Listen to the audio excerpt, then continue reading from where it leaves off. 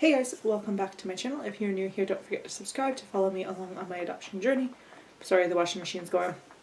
Film while I'm doing other stuff. So since I posted the video about letting Penny go and the very quick video about potential matches after I talked to my agency, received a lot of questions about, okay, what happens now? What does this all mean? And all that fun stuff. So I talked to my agency. I'm going to give a quick rundown. I talked to my agency on Friday. Was it Friday morning? I think it was Friday morning. And was very disappointed in the children that were available, which obviously it's not the kids' faults. But a lot of the younger ages were very high needs, high medical needs, like cerebral palsy, epilepsy, I don't know how to say it, hydrocephalus or something like that. I'll try to put it up there, but just bigger needs than what I am approved for, bigger needs than what I can handle. So that took like the majority off what was available in terms of girls under 2. With India, you check off a 2-year box, or at least that's what my agency said, that they have to check off a 2-year box. So I either go 0 to 2 or I go 2 to 4. And I'm going 0 to 2. If you were with me with all the Penny stuff, the reason I decided to let Penny go was because she is older than I would like, and with the fight of getting her file actually created, by the time all that happened, she would be almost, I would say probably about 5.5 by the time she got home. And that's not something that I want. I want a younger child. So we went over the list of 0 to 2, and then we went over the list of 2 to 4, and there was a couple on the 2 to 4, but majority of them were 4. There was one that is 6 months younger than Penny, and 6 months younger than Penny would still be home within a reasonable amount of time because of the fact that like she would be 4 and a bit when she comes home as opposed to Penny, because of the fight with Penny's file. The thing is, I still don't want a 4-year-old. I want them home before they're 3. So that's where my 0 to 2 comes in. And it's really hard for me to trust the universe and just let it go and be like, no, 0 to 2, 0 to 2, wait it out. There is one on the list in the 0 to 2 that I am considering. It's really hard because we went over, I have like chicken scratch, which I've now shredded because I was obsessing over my chicken scratch. But I had like a list of that I was quickly jotting down things, and as they were saying, as the agency was saying stuff, I was quickly writing things down. But a lot of the times, like, she would say the date of birth first, month and year of birth, and then she would say the special need after. So I would write down the date of birth, and then she would say the special need, oh no, and I would just cross it off, and I wouldn't write down why I crossed them off. So there's one little girl that I don't want to go into too much detail because I can't, but she's younger, and she fits in that 0 to 2. She has suspected Down syndrome, and she was sick as a baby, and it's the sick as a baby that we're trying to figure out right now, or I'm trying to figure out right now, because I didn't write down everything. I kind of stopped at some point, and I'm trying to think back on what she said, but all the stuff, like, I had like 20 kids on my list that I wrote down, because like I said, a lot of them were just crossed off because they have higher special needs. So I have a lot written down on my paper. Like I said, I've now shredded because I was going back and like over analyzing, okay, what was it with this kid? What was it with this kid? And trying to think back, and I couldn't do that. And I remember her mentioning the hydrocephalus or whatever it's called. If you guys know how to pronounce it, please let me know. I should just Google it. But she mentioned that a couple times, and I don't know if it was for this girl. And I know she mentioned seizure disorders, specifically for one child, and then I don't know if she also mentioned it for this kid. And she mentioned hearing loss, which may have been this kid, which I'm cool with hearing loss. That's on my acceptance approval list. But I don't know if it was this kid or another kid, but I don't have that written down for this kid. So what else did I write down for this kid? So anyway, so trying to figure out what exactly medically this child has. And I asked some people that have experience with their kids having this illness as a baby, I asked like long-term effects, and majority is that by the time she left the hospital, they should have had an idea of medical needs in terms of long-term developmentally, in terms of like, how do I put it? I hate to say the word intelligence, but you know what I mean, like developmental delays in terms of mental capacity, not so much physical delays, aren't going to show up until later. Behavioral challenges will not show up until later. There's just a lot of like unknowns with this little one. And it's not easy because I'm very much like I need to do stuff now. Even though I can't do anything now, I really need to do stuff now.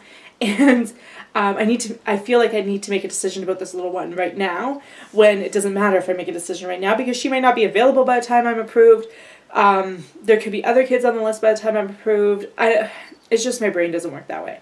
So right now I'm trying to get, like, this was Friday night that I actually researched into it and found out that it's not as scary, because I heard it and was like, oh, nope, nope, nope. She would be very, oh, never mind, I'll get back to that. But anyway, so now I'm trying to get back to my agency to get them to go through her medical report again to double check that there's no long-term effects, that long-term medical issues that have already come up. Behavior-wise, like, and developmental-wise, I'm going into Down syndrome. So I'm going into this with a lot of unknowns anyway, with a lot of, like, some kids with Down syndrome also have a dual diagnosis of autism. So a lot of it is a leap of faith regardless. I mean, you have a biological child. It's a leap of faith that that child is going to turn out okay. So there's a lot of leap of faith involved, and I don't like that. I am very much needing to be in control, and I need to let that go.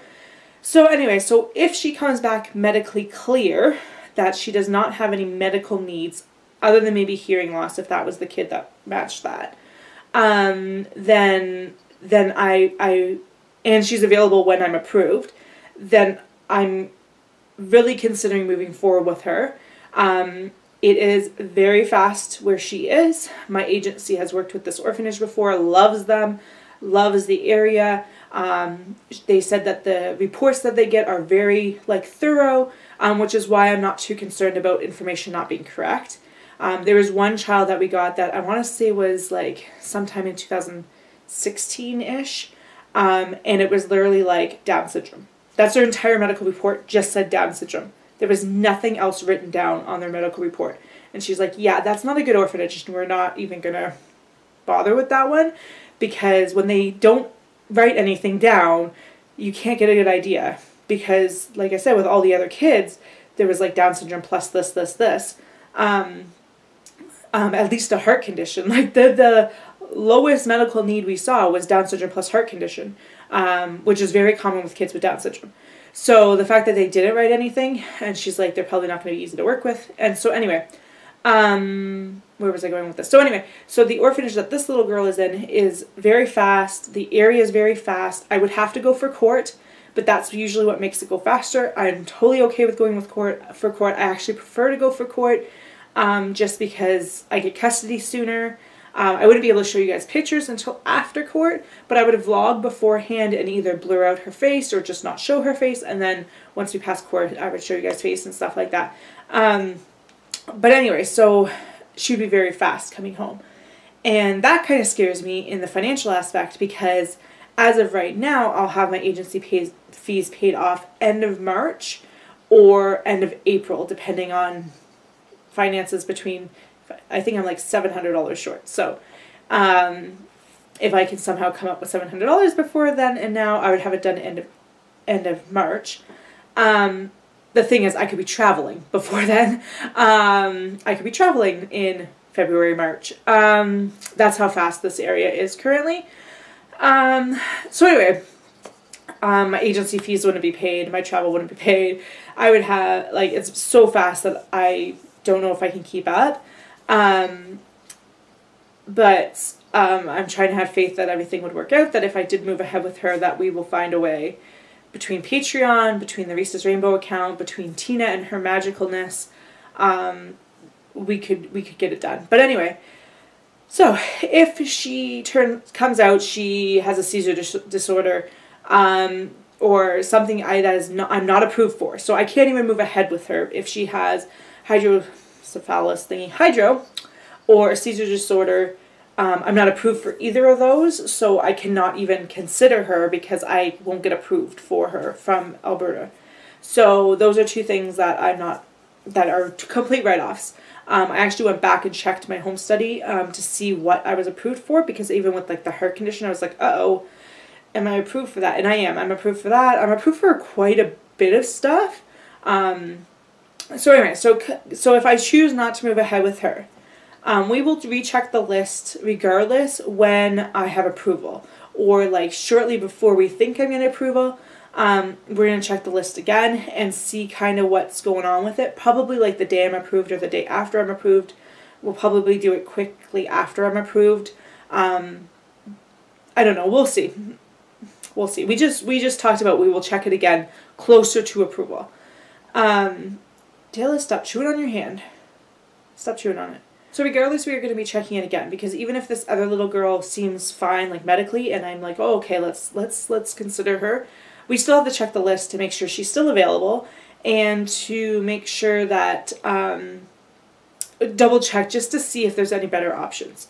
So we will recheck the list. If there's a better option, we'll move ahead with a better option. If this little one's available and I want to move ahead with her, we'll move ahead with her. In the case where there's no potential matches, my agency asked me to either consider a boy, which I can't because I'm not approved for that, and I don't want a boy anyway. I've done 5 million videos on it, but I don't have anything against boys. It's just in my life situation, a girl is easier to roll with. And the other thing she asked was if I was open to any other needs, which I'm approved for other needs other than Down syndrome. However, I feel very called to adopt a child with Down syndrome, and I just feel like that's what I'm meant to do. But I have stuff like limb differences and cleft palate, cleft lip. Like I have quite a bit on my list of other things that I'm approved for. The thing is, there's just something with Down syndrome that calls me. So I'm very, very, very, very hesitant to say, let's move forward with a different child when my heart has been telling me Down syndrome. So, so if it comes to, I have approval, we check the list, and there's no potential matches that I'm comfortable or can move forward with, I think what we're going to do is we'll set up a weekly date that I will call in, and we will go through the list again. And we'll just do that every week until we find a match. If it comes down to like we're getting into like February of 2019 and I'm still, nothing's come up, then I might have to start considering other stuff. The thing is, kids are added quite often. It's just grabbing them before they get snatched up by another family, and stuff like that. So it's more like just being patient and checking often. Tina swears that there's going to be a kid that will be on the list when I'm approved, because her whole thing is, if there was a kid on the list right now then I was approved, I'd be worrying for the next 6+ weeks, probably longer than that. To be honest, I'm probably not going to have approval until December, end of December. But she was saying, like, if I was approved, or if there was a kid on the list right now and I'm not approved yet, I would be worried about her being snatched up before I had a chance to get to her. So she's like, just don't worry about it. There will be a kid ready when you are ready. So I'm trying to trust that. It's not working. It's not working. Because even if I decide to move ahead with the little girl that is a potential match, then maybe I'll be worried that she's going to be... But I'm not too worried, because even if she comes back as a healthy, no long-term medical issues, it's still one of those like gray areas where it's like, well, if she's available and there's no other options, then maybe I would consider her. But anyway, so yeah, it's basically a waiting game, which, if you've been with me, that's life right now. So yeah, it's just a waiting game, and we'll just keep checking the list after I'm approved. I do not have provincial approval in hand yet. let's just say I was not very happy on Friday, and I may have swore, and I'm not a swearer, and I may have had a little bit of a tantrum and threw some clothes around, because I was just so, between not having the good call in the morning and not having approval when I came home, was so frustrated, and I was just like, yeah. So I had a little bit of temper tantrum, a little bit of crying, and then I'm like, okay, let's look at what this little girl, the one little girl has, and I'll ask some questions and stuff. So that's what I did after I had my temper tantrum. But I don't have approval from the province yet, and I emailed my agency asking, do they have a tracking number? Because they said they sent it, Canada Post Express, which it's not going that far. It's not going that far. I should have had it today. Like, when I send stuff to my agency, I'm in Alberta. I send stuff to my coordinating agency in, where the heck are they? Ontario. When I send stuff there, 2 days is the longest it's taken. 2 days. That's it. And that's it. Because it goes from here to Calgary, Calgary to Toronto, Toronto to my agency. So this shouldn't be that hard, because it would be going from Edmonton to Calgary, Calgary to me. We're in the same province. I don't get it. So if it's not here Monday, I will really cry, because Tuesday and Wednesday I have stuff going on at work until really late. So I won't be able to send it off to my courting agency unless I do it quickly during lunchtime, which is probably what I'm going to do. Which I don't have that long of a lunch, so it's going to be pretty fast. But it's just frustrating that this is my life right now. Not impressed. So yeah. I was really frustrated. So yeah, basically a waiting game. I just don't want to move ahead with a kid that I'm not comfortable with. Like the kid that's 6 months older than Penny, or 6 months younger than Penny. It's like, I gave up Penny because I want a child that's young. Under 2 at match, which means under 3 at home. Like, I gave up Penny for that, so why would I go back and get a kid that's only a little bit younger than Penny, even though she would be home a lot sooner than Penny is? Why would I? Like, it's not what I want. And I'm really afraid, and a couple of people have mentioned this to me as well, that they're afraid I'm going to do this too, where I'm going to pick a kid that's either higher than my age or higher than my needs list, because of needing to just get it over with, because I'm so done with everything that I'm just going to be like, okay, whatever. But like some things like epilepsy, the hydro, like there's certain things that I can't get at all because I'm not approved for them. So they're just complete write-offs. So like severe needs are a complete write-off. So I'm not too concerned about that, because I don't have a choice in that unless I redid my home study, which I'm not doing. So yeah, like some of that, but like some other stuff, like there might be little gray areas that I end up accepting, which is my fear too, is that I just jump into something. And Tina's like, it's just time, it's just time. It's been almost 6 years. I am so done. So done. And it's all like, oh, you survived this long, you can survive a little longer. No, I have not survived this long. I'm going crazy. I am so stressed out and so like done, and just so done. And at some point I will hit a breaking point and just be like, F this, I am done. I am going to take what little money I have left in my life and be childless. Because there's only so much crap that I can handle. Really, there really is only so much crap I can handle. And I feel like I'm coming to that point. I have been stretched for the last 5.5 years, almost 6 years, stretched and stretched and stretched and stretched and stretched and stretched, and I'm going to be broken soon. Which is why I said, like, come January, February, like, I'm not going to be able to handle calling in every week and going through the list every week for very long before I'm like, screw it, I'm done. If I say that, I'm more likely to go with an older child than a higher needs child. And I'm still really called to Down syndrome, but who knows, at that point I might be like, nope, age trumps Down syndrome, let's go for a younger child with different needs. I don't know what's going to happen in the end, because it's going to be based off of my sanity, really. But anyway, long-winded vlog of nothingness. Thanks for watching. Don't forget to subscribe to find out what happens. Can we just fast forward? Does anyone have a crystal ball and just tell me magically what is going to happen?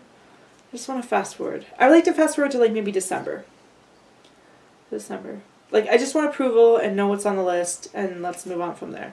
Although apparently India is going to be picking up soon, and like by November, which it's crazy because we're like 2 weeks from November.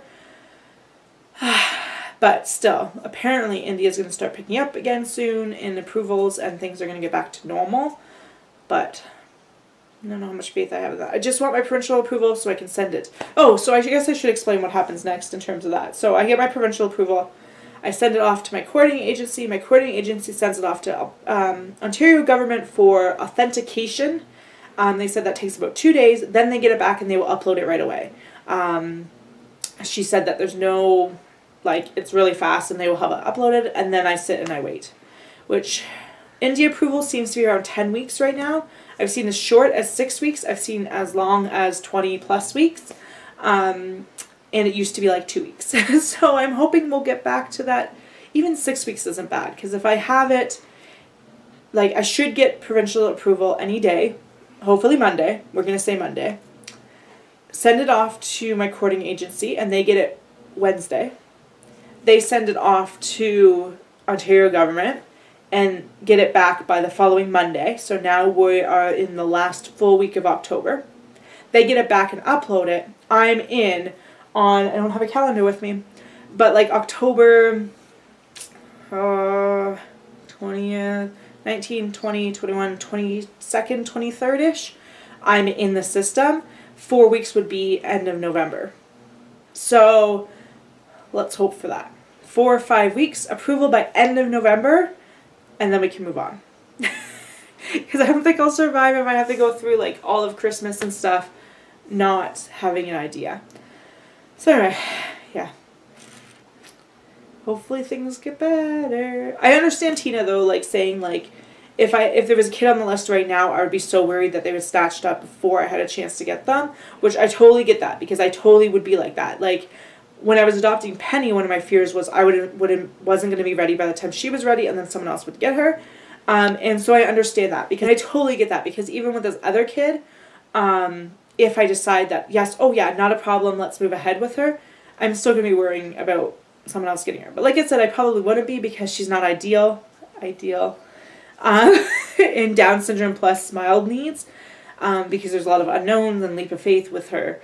But yeah, anyway. Once I had an official file, and I've accepted official file, I will tell you more of what I could tell you. There's still going to be some stuff that is, regardless, is part of my daughter's story and not mine to share with you guys. But I would tell you more from what I could share. Just right now, with not even having her file officially, I'm very hesitant to put stuff on the internet because I'm not allowed to put stuff on the internet.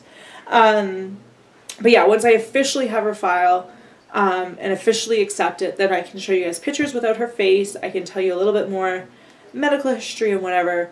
But like I said, there's always going to be some stuff that is part of her story and not mine to share of her. So anyway, long video. Sorry guys. Thanks for watching. I shall see you guys later. Question, comments down below. Yeah.